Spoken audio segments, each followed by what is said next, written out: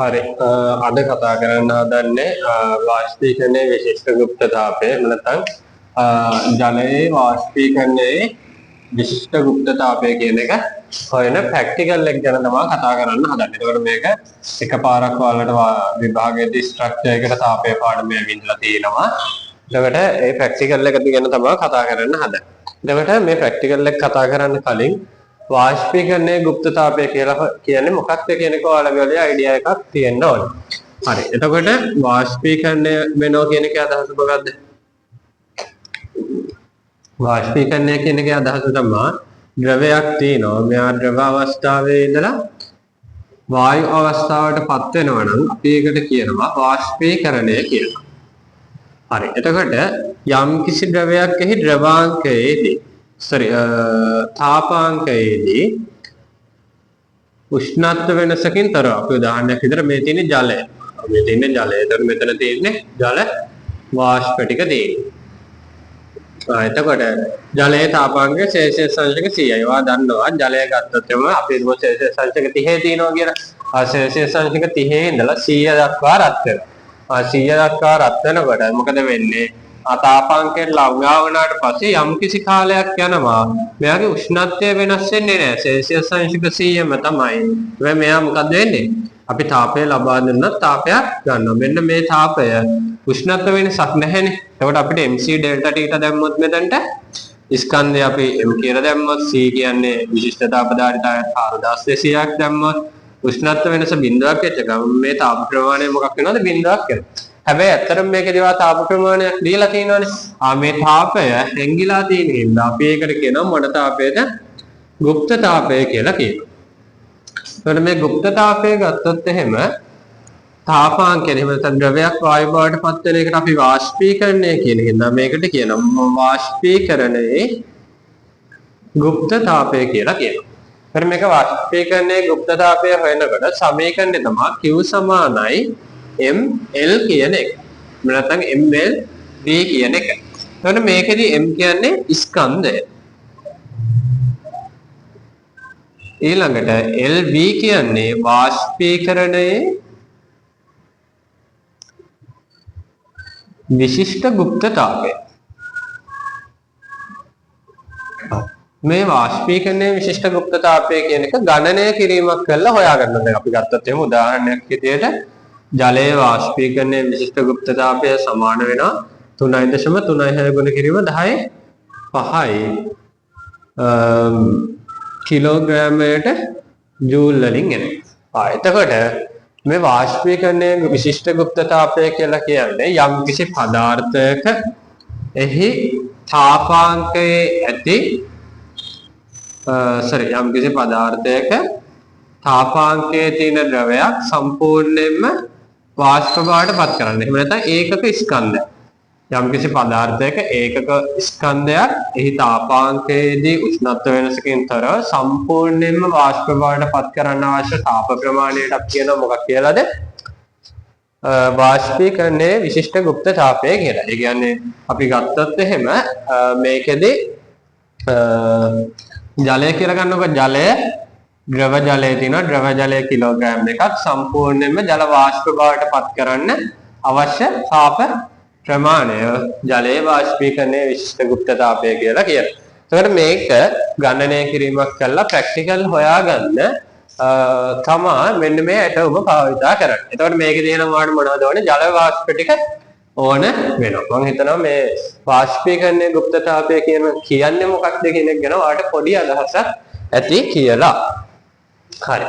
අපි බලමු කොහොමද කියලා වාෂ්පීකරණයේ ගුප්තතාවයේ විශිෂ්ට ගුප්තතාවයේ ප්‍රැක්ටිකල් ජලය හොයාගන්නේ කොහොමද කියලා ප්‍රැක්ටිකල් එකයි. හරි. එතකොට අපි ගත්තොත් එහෙම මේකදී ඔයාලට හිමාලය හදාගන්න වෙනවා. එතකොට හිමාලය හදාගන්න තමයි මෙන්න මේ පැත්ත පාවිච්චි කරන්න. මෙතනින් මේ පැත්ත. මේ කොටස තමයි පාවිච්චි කරන්නේ. එතකොට හිමාලය හදාගන්න නම් අනිවාර්යෙන් තාපය ඕනේ. නම් තාපය දෙන්න බන්සන් 1000ක් පාවිච්චි කරන්න. ඊළඟට මේක හිමාලය හදන්න ගන්න භාජනයේ තියන්න තෙපාවක් පාවිච්චි කරනවා. ඊළඟට මේ තාපය මොකද්ද? භාජනයට කෙලින්ම වැදෙන්නේ නැතුව සමාකාර විසිරීලා යන්න මොකක් පාවිච්චි කරනවද? මේකදී පාවිච්චි කරනවා කම්බි දලක් පාවිච්චි කරනවා. ඒකට කම්බි දල තමයි රත් වෙන්නේ. ඊට පස්සේ ඒකෙන් තමයි තාපය දෙන්නේ. ඒකට මේකෙදි හිමාලය හදාගන්න පාවිච්චි කරන එකට අපි ඉපදෙනවට කියනවනේ ජනනය වෙනවා කියලා. එහෙනම් මේකෙදි පාවිච්චි කරන උපකරණය තමයි හිමාල ජනකය. හිමාල ජනකයක් එහෙම නැත්නම් මේකට බොයිලරුවක් පාවිච්චි කරන්නත් පුළුවන්. හරි. එතකොට මේකෙදි මෙයාට තාපය ලබා දීලි කරලා මේ ජලය ටික තියෙනවා. මේකේ ජලය තමයි ඇතුලේ තියෙන්නේ. මේ ජලය ටික මොකක් කරගන්නවද? රත් කරගන්නවා. එතකොට මෙයා සෙල්සියස් අංශක 100ට රත් වුණාට පස්සේ මොකද වෙන්නේ? ටික ටික රත් වෙනාට පස්සේ මෙයා ජල වාෂ්ප හැදෙන්න පටන් ගන්නවා. ඒතකොට ජල වාෂ්ප හැදුනාට පස්සේ මෙන්න මෙතන තියෙනවා මොකද උෂ්ණත්වමානයක් තියෙනවා.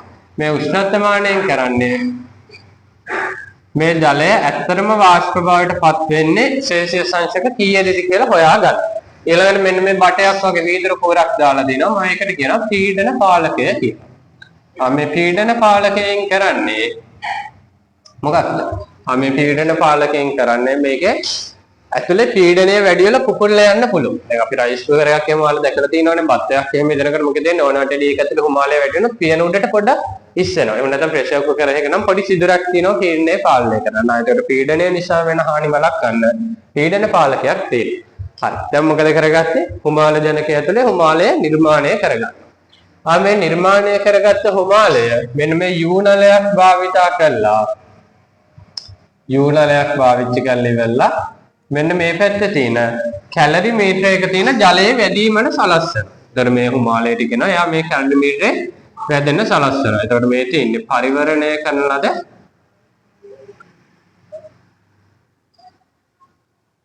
කැලරි මීටරයක් තියෙනවා. හරි මේ කැලරි මීටරය ගත්තොත් එහෙම මොකද වෙන්නේ? මේ කැලරි මීටරේ පරිවර්ණය කළා කියන්නේ බාහිර පරිසරයට තාපය හොමාර නොවෙන්න තියෙන්නේ. ඊළඟට මේකේ උෂ්ණත්වය ඉහළ යාම බලන්න උෂ්ණත්වමානයක් තියෙනවා. හරි. ඊළඟට මේක සමාකාරව මිශ්‍ර කරගන්න මොකද්ද තියෙන්නේ? මන්තයක් තියෙනවා. මන්තය කියන්නේ නිකන් හැන්දක් වගේ එකක් අවලං කරා. ඊළඟට මේකෙත් මොකද්ද? ජලය දාලා තියෙනවා.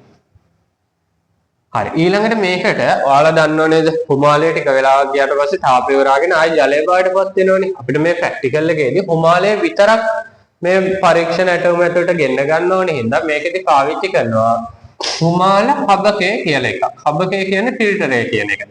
එහෙනම් හිමාල හබකයක් පාවිච්චි කරනවා. හිමාල හබකයෙන් එන්නේ මොකද්ද? මේ අතරමැදදී ජල වාෂ්ප හැදෙනත් හිමාලය විතරක් ගේනවා. එතකොට මේකෙදි මොකද වෙන්නේ? මේ හිමාල හබකය කියන එක්කෙනාගේ මෙන්න මේ විදිහට සම්බන්ධ කරනවා. මෙතනොත් බටේ දානවා. මෙතනොත් බටේ දානවා. එතකොට මොකද වෙන්නේ? මේකේ ජලය හැදුනත් ඒ ජලය ටිකක් වැටෙනව නේද පහළට? ඒක වළක්වන්න මේකට සම්බන්ධ කරනවා ජෙට් නලයක් සම්බන්ධ කරනවා. එතකොට මොකද වෙන්නේ? මෙතනින් එනවා මේක අතරින් හිමාලය විතරයි එළියට එන්නේ. එහෙනම් මොකද්ද මෙතන සම්බන්ධ කරනවා ජෙට් නලයක්. හරි. ඊළඟට මේකේ තාපය හානි වීම තවත් වළක්වන්න මොකද්ද කරන්නේ? ලී කැබල්ලක් නැත්නම් ලී කුට්ටියක් උඩ තමයි තියන්නේ මේක. හරි. ඊට අමතරව මෙන්න මේ බන්සන් දාහකේ තාපයෙන් මෙයාගේ උෂ්ණත්වය ඉහළ යන එක වළක්වන්න මෙන්න මෙතනින් මොකද කරන්නේ? ආදායක එහෙම නැත්නම් ඇස්බෙස්ටෝස් තහඩුවක් තියෙනවා.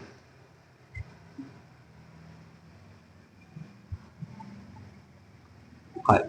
ඔය ටික තමයි කරන්නේ. නිකන් මම සල්ලකුවොත් මේකෙදි කරන්නේ මොකක්ද? භාජනයේ හිමාලය හදනවා මේ පැත්තේ හිමාල ජනකෙන් ඒ හිමාලය ටික ගෙනහිල්ලා මේ කැලරි මීටරයේ තියෙන ජලය වැඩිවීමට සලස්සන එක තමයි කරන්නේ. හරි. බලන්න මේකෙදි මේ වැඩේ කරන්න නම් දත්ත ටිකක් ගන්න ඕනේ. පරීක්ෂණාත්මක දත්ත ටිකක් ගන්න ඕනේ. පරීක්ෂණාත්මක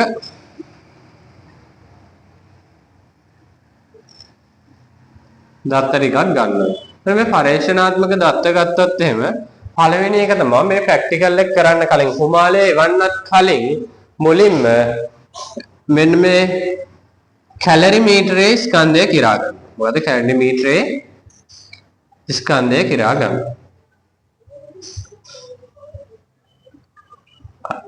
ඒ කියන්නේ එයාව M1 කියලා නෝට් කරගන්න. ඊළඟට මොකද්ද කරන්නේ?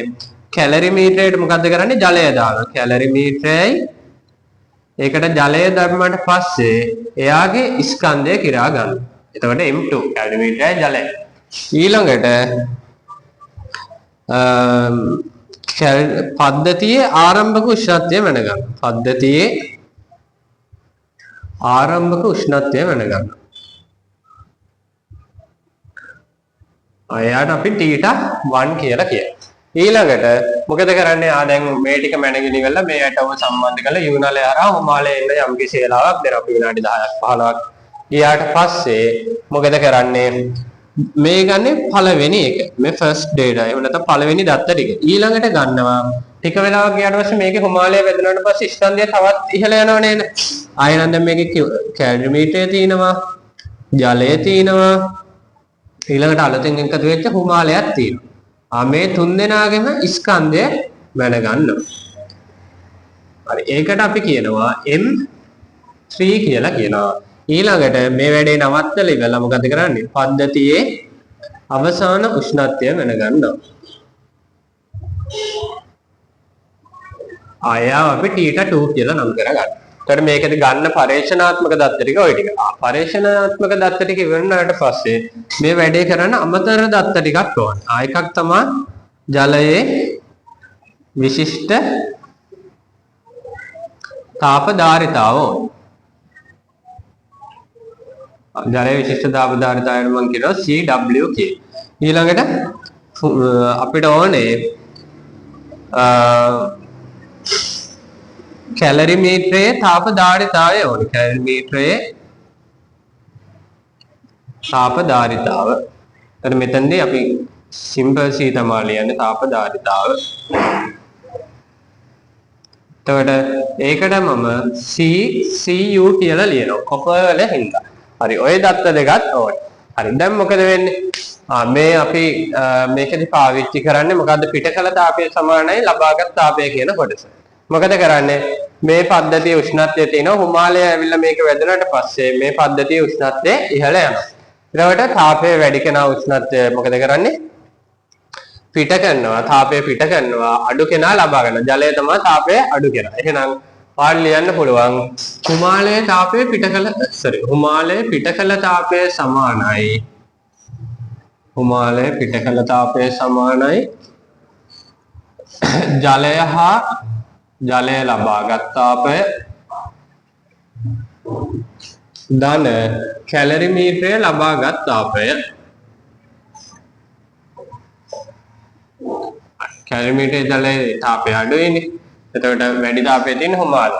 මේ හුමාලයේ තාපය පිට කරන ක්‍රම දෙකක් තියෙනවා. ගත්තත් එහෙම ඒ ක්‍රම දෙක. මොකද සෙල්සියස් අංශක 100 හුමාලය තියෙනවා. 100 හුමාලය මොකක් වෙනවද? සෙල්සියස් අංශක මම මේක රූප සටහනක් විතර මෙතනම අඳින්නම්. මේකෙදී සෙල්සියස් අංශක 100 හුමාලය තියෙනවා. 100 හුමාලය ටික 100 ද්‍රව බවටපත් වෙනවා. සෙල්සියස් අංශක 100ම ද්‍රව බවටපත් වෙනවා. මේ ගෑස් එක මේ ද්‍රව බවටපත් වෙනවා. ඊට පස්සේ මෙයා මොකක්ද දෙන්නේ? ආයි θ 2 උෂ්ණත්වය වෙනද පද්ධතියේ අවසාන උෂ්ණත්වය ද්‍රව බවටපත් වෙනවා. එතකොට ඔයාලට මේක ලියන්න පුළුවන් CA හුමාලය CA ද්‍රව බවට පත්වීමේදී පිටකල තාපය ධන CA ද්‍රව ජලය θ 2 උෂ්ණත්වයට පත්වීමේදී පිටකල තාපය සමාන වෙනවා මොකද ජලය ලබාගත් තාපය ධන කැලරිමීටරය ලබාගත් තාපය. බලන්න ජලය ලබාගත් තාපය කියන්නේ ජලයේ උෂ්ණත්ව වෙනසක් සිද්ධ වෙනවනේ. එහෙනම් මොකද්ද මේකට එන්නේ?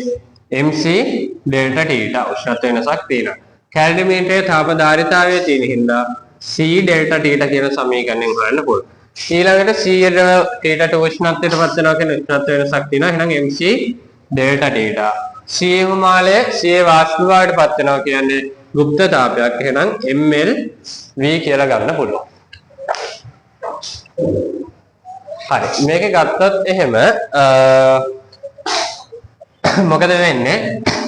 හුමාලයේ C හුමාලයේ C ද්‍රව බවට පත් වීමේදී පිටකල තාපය කියන්නේ මොකද්ද? තාපය කියනකොට හිමාලය ස්කන්ධය තමයි අදාළ වෙන්නේ. දැන් හිමාලය ස්කන්ධය හොයන්න මොකද කරන්නේ? කැලරිමීටර් ජලය හිමාලය කියන එකෙන් මොකද කැලරිමීටර් ජලය අයින් කරලා දානවා. ඒ කියන්නේ M3 ගෙන් M2 අඩු කරන්න වෙනවා. M3 අඩු කිරීම M2. එතකොට එනවා හිමාලය ස්කන්ධය. ගුණ කිරීම මොකක්ද? LV. අපි දන්නේ නැහැ.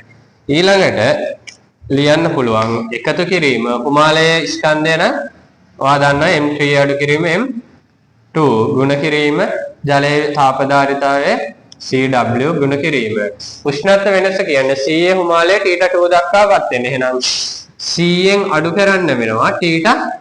එහෙම නැත්නම් පද්ධතිය අවසාන උෂ්ණත්වය. මේක සමාන වෙනවා ජලය ලබාගත් තාපය කියන්නේ ජලයේ ස්කන්ධය. මෙතන තියෙනවා කැලරිමීටර් ස්කන්ධය, මෙතන තියෙනවා කැලරිමීටර් ජලයේ ස්කන්ධය. එහෙනම් මේ කැලරිමීටර් ජලයේ ස්කන්ධයෙන් කැලරිමීටර් ස්කන්ධය අඩු කරනකොට ඔයාලට පුළුවන් ජලයේ ස්කන්ධය හොයන්න. ඒ කියන්නේ M2 M1. M2 ගෙන් අඩු කරනවා M1 ගුණ කිරීම ජලයේ විශිෂ්ට දාපධාරිතාවය CW ගුණ කිරීම ජලයේ උෂ්ණත්ව වෙනස කියලා කියන්නේ ජලයේ ආරම්භක උෂ්ණත්වය T1 ජලයේ අවසාන පද්ධතිය අවසාන උෂ්ණත්වය T2. එහෙනම් T1 ගෙන් T2 අඩු කරා නම් ඔයාලට හොයාගන්න පුළුවන් T1 අඩු කිරීම T2. දන තඹ කැලරිමීටරේ ගත්තොත් එහෙම තාපධාරිතාවය කීයක් වෙනවද? CCU. එහෙම නැත්නම් තඹ වල තාපධාරිතාවය ගුණ කිරීම ඒකේ උෂ්ණත්ව වෙනස වෙන්නේ ජලයේ ආරම්භක උෂ්ණත්වයම තමයි කැලරිමීටරේ ආරම්භක උෂ්ණත්වය පද්ධතිය අවසාන උෂ්ණත්වයම තමයි කැලරිමීටරේ අවසාන උෂ්ණත්වය. එහෙනම් T1 ගෙන් T2 අඩු කරන්න වෙනවා. T1 අඩු කිරීම T2 කියලා ගන්න පුළුවන්. එහෙනම් මේ සමීකරණය මේ මම කළු පාටින් ලියලා තියෙන හැම දත්තයක්ම දන්නවා. එහෙනම් දන්නේ නැත්නම් මේ නිල් පාටින් ලියලා තියෙන දත්තය විතරයි. ඒ කියන්නේ මොකද්ද? ජලයේ වාෂ්පීකරණයේ විශිෂ්ට গুপ্ত තාපය කියන එක. එතකොට මේ විදිහට මේ ප්‍රැක්ටිකල් එක කරලා ඉවරලා ඔයාලට පුළුවන් ජලයේ වාෂ්පීකරණයේ විශිෂ්ට গুপ্ত තාපය ගණනය කරන්න. මම හිතනවා මේ ප්‍රැක්ටිකල් එක කතා කරපු එක පැහැදිලි ඇති කියලා. හරි.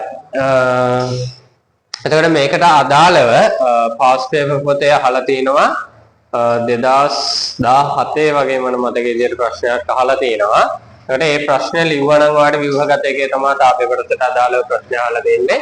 මේ පාර්ට් එක බලලි වෙලා ඒ ප්‍රශ්නෙට උත්තර ලිව්වා නම් ඔයාලට ලොකු කොටසක් කවර් කරගන්න පුළුවන් වෙයි කියලා හිතනවා. අදට මෙතනින් මේ කොටස නවත්තනවා.